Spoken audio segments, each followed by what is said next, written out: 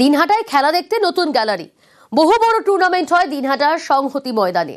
উত্তরবঙ্গ উন্নয়ন দফতরের উদ্যোগে গ্যালারি, একসঙ্গে ৫,০০০ জনের বসার ব্যবস্থা আছে। খেলোয়াড়দের ড্রেসিং রুম, অফিস, জিম। মাঠটা নানাভাবে অবহেলিত, সেই মাঠে আমরা গ্যালারি করলাম। 4টে ব্লক হয়েছে, 6টা স্ট্যান্ড। সেগুলো পরে খেলাধুলার উৎসাহটা বাড়বে। সামনে একটা বড় ফুটবল টুর্নামেন্ট আছে, MLA গোল্ড কাপ, সেটা হয়ে যাবে। মাঠের দায়িত্ব আমরা SSA কে বলবো, যারা দায়িত্বে আছে, মাঠটাকে একেবারে পুরোপুরি সুন্দর করে তুলব, যাতে করে এই মাঠে খেলাধুলোটাকে প্রায়োরিটি দেওয়া হবে।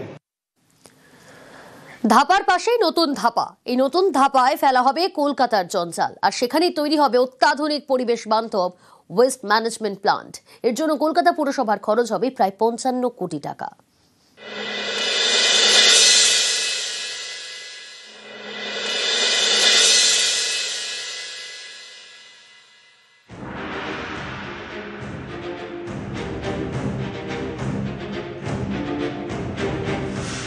ধাপা জঞ্জাল জমতে জমতে যেন পাহাড়।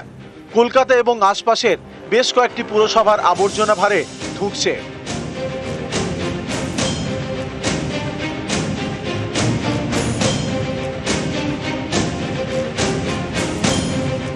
পরিস্থিতি এমনই যে জঞ্জাল ফেলার জন্য নতুন জায়গা চাই। তাই ধাপার পাশেই এবার নতুন ধাপা।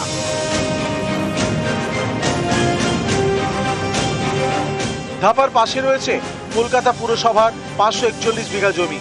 এই জমিতে অনেকে সবজি চাষ করেন, তাদের ক্ষতিপূরণ দেওয়ার কাজ শুরু হয়েছে। সেই কাজ শেষ হয়ে গেলে ওই ৫৪১ বিঘা জমিতে তৈরি হবে নতুন ধাপা।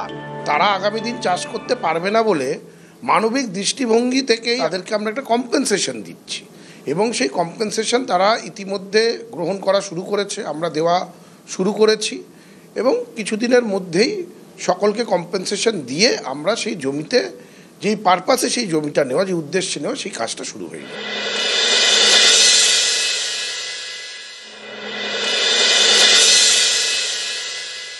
কোনো কারণ নেই, আমরা পেয়ে গেছি শান্তিভাগে, ঠিক আছে, কোনো অসুবিধা নেই। এটা কর্পোরেশন জমির একটা চেক পেলাম, ঠিক আছে, তাতে আমরা খুশি। আর এখানে যদি কর্পোরেশন কোনো কিছু করে, লোক তো কিছু করে খেতে পারবে। কারখানা হলে অবশ্যই ভালো হবে, যাতে আমরা একটু কিছু উপকার পাই। আমার কাজ পেলে তো খুশি হবই, টাকাটা পেয়ে গেছি, আর ভয়টা নেই। ১৮০ বিঘা জমি নিয়ে ধাপা, এর পাশেই ৫৪১ বিঘা জমিতে তৈরি হবে নতুন ধাপা। এর মধ্যে ৩৬০ বিঘা জমিতে তৈরি হবে ওয়েস্ট ম্যানেজমেন্ট প্লান্ট। খরচ প্রায় ৫৫ কোটি টাকা।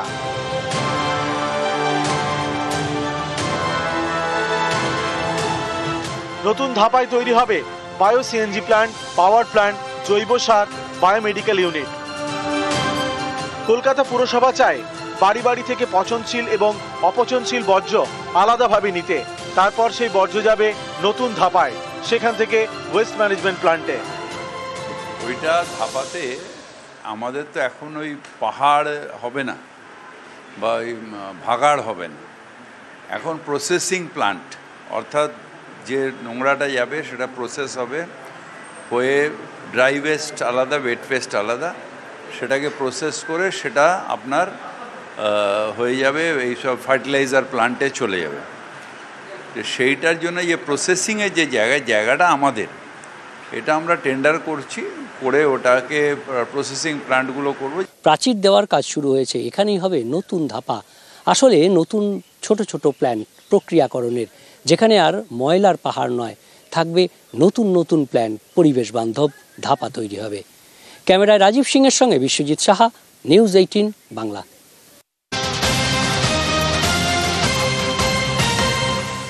আপনাদের বাড়িতেও আমি যাব, এবং আপনার মেয়ের ভবিষ্যৎ যাতে সুরক্ষিত হয়, মাঝপথে তার ভবিষ্যতে যাতে অন্ধকার নেমে না আসে, তার জন্য আমরাও সম্পর্ক রাখবো বা সহযোগিতা করব। ওনার আরেকটা বক্তব্য যে মূল অ্যাকিউজড এখনো গ্রেপ্তার হয়নি। আজ নিয়ে মোট 4 জন গ্রেপ্তার হয়েছে। আজকে যে গ্রেপ্তার হয়েছে নাসির উদ্দিন, তিনি দুর্গাপুর পুর নিগমের অস্থায়ী কর্মী, তৃণমূলের ক্যাডার। ওনার বাবা পার্টির পোর্টফোলিও হোল্ডার। এই ঘটনার সঙ্গে এতদিন তো অনেক তথ্য চলছিল, আজকে আরেকটি নতুন তথ্য যুক্ত হলো যে এই গণধর্ষণের সঙ্গে সরাসরি তৃণমূল কংগ্রেসের পদাধিকারী যুক্ত। স্বাভাবিকভাবে শাসক যেখানে শোষক, সেখানে আইনের শাসন এবং বিচার পাওয়ার কোনো জায়গা নেই। বাকিটা পুলিশ গ্রেপ্তার করেছে, পুলিশ সঠিক সময়ে চার্জশিট দেবে, পুলিশেরই দায়িত্ব যাতে ফাঁসির মানে ডেথ কনভিকশন হয় বিএনএস এর অন্দরে। পশ্চিমবঙ্গ পুলিশ মমতার পুলিশকেই করতে হবে।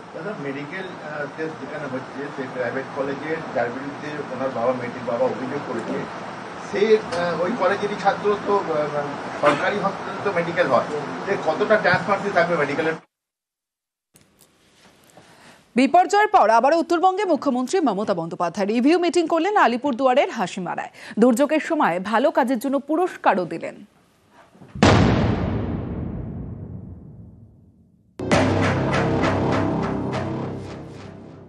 আজকে আলিপুরদুয়ারে হাসিমারায় যাব, ওখানে আমার রিভিউ মিটিং করব, তারপরে করার পরে আজকে আমি হাসিমারায় থেকে যাব, কালকে আমি ওখান থেকে নাগরাকাটায় যাব, আরো কয়েকটা অঞ্চলে যাব, ওটা করতে করতে আবার রাত্রি হয়ে যাবে, তারপরে উত্তরকন্যায় ফিরবো। পরের দিন আমার মিরিকে যেখানে ডিজাস্টার হয়েছে সেখানে যাব, মিরিক থেকে আমাকে দার্জিলিং যেতে হবে। দার্জিলিং আমি একদিন থাকবো, কারণ ওখানে আমাকে দার্জিলিং কালিম্পং নিয়ে, মিরিক যেহেতু দার্জিলিং এর মধ্যে পড়ে, আমাকে একটা রিভিউ মিটিং করতে হবে তার পরের দিন করে, আমি তার পরের দিনই ফিরে আসবো উত্তরকন্যায়। শুক্রবার দিন আমি কলকাতায় ফিরে আসবো।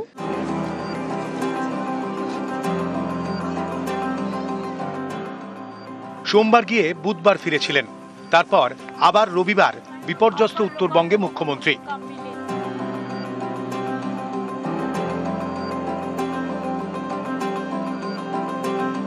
এদিন হাসিমারায় নীলপাড়া কমিউনিটি হলে প্রশাসনিক আধিকারিকদের সঙ্গে বৈঠক করেন মুখ্যমন্ত্রী।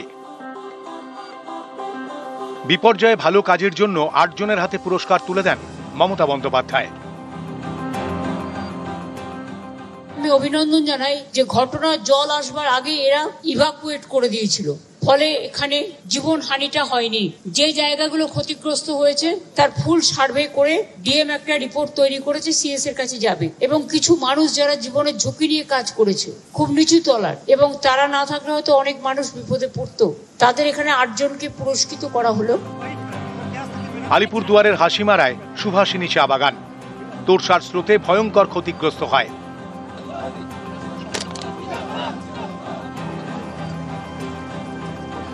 এদিন এই চা বাগানে যান মমতা বন্দ্যোপাধ্যায়, চা শ্রমিকদের হাতে তুলে দেন ত্রাণের জিনিসপত্র।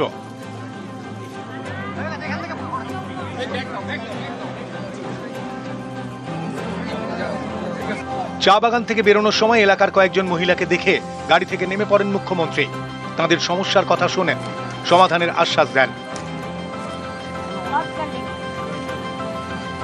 এদিন হাসিমারায় একটি গুরুদ্বারেও যান মমতা বন্দ্যোপাধ্যায়। নিউজ 18 বাংলা।